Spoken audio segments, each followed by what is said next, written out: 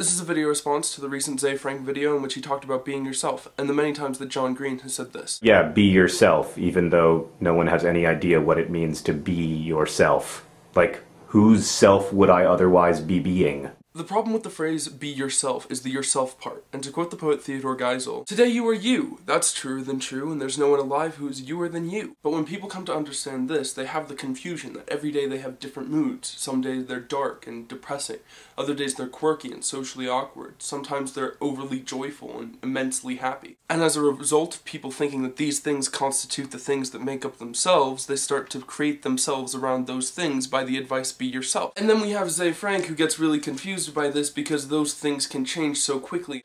And that's the case, that these yourselves are not the things that make up yourself, but these are the things that make up your image. And now we must look at the four entities that exist in our world today. The first of them being nature, or God, or the truth, or whatever you really want to call it. This entity is the truth. It is what has the absolute truths of the universe, and it can affect us in many ways. Elements of this are rivers, animals, the sky, weather, physics, science, karma, and death. But ultimately from these things we can garner the absolute truths of the universe. That fighting and collisions and chaos and death occur, that things aren't infinite, but that things are beautiful, and that sometimes it doesn't take fast movement to get through your obstacles. The second and third entities are the human-made things. The second entity being those things outside of you which are human-made.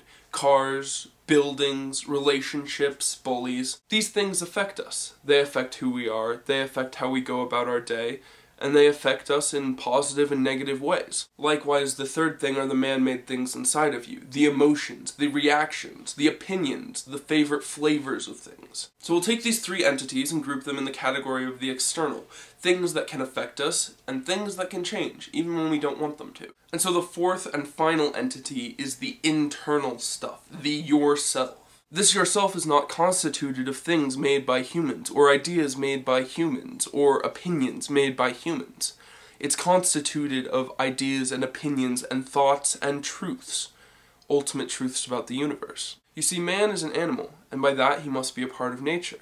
And if he's a part of nature, then he must have some absolute truths about the universe buried down deep within him. And when we find those absolute truths that are buried deep down within us, those are the things that are truly ourself. And as for how to find those deep truths within ourselves, the answer is to go into nature.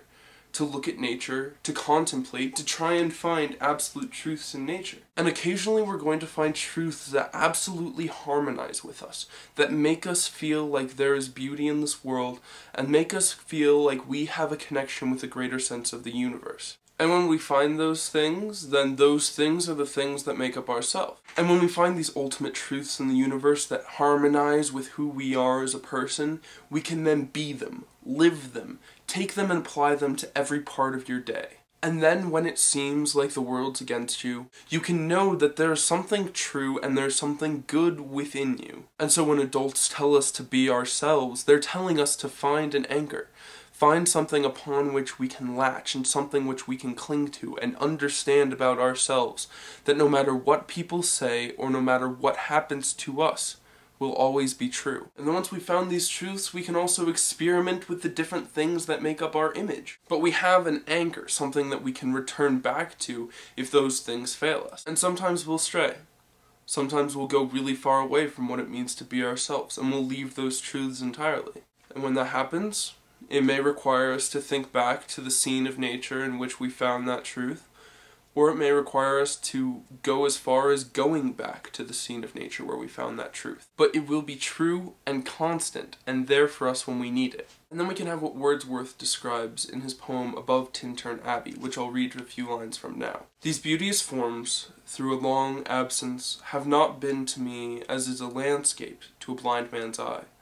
But oft in lonely rooms, and mid the din of towns and cities, I've owed to them in hours of weariness sensations sweet, felt in the blood and felt along the heart. Feelings too of unremembered pleasure, such perhaps as have no slight or trivial influence on that best portion of a good man's life, his little, nameless, unremembered acts of kindness and of love. Nor less I trust to them I may have owed another gift, of aspect more sublime, that blessed mood, in which the burthen of mystery in which the heavy and weary weight of all this unintelligible world is lightened, that serene and blessed mood, in which the affections gently lead us on, until the breath of this corporeal frame, and even the motion of our human blood almost suspended, we are laid asleep, in body, and become a living soul. While, with an eye made quiet by the power of harmony, and the deep power of joy, we see into the life of things.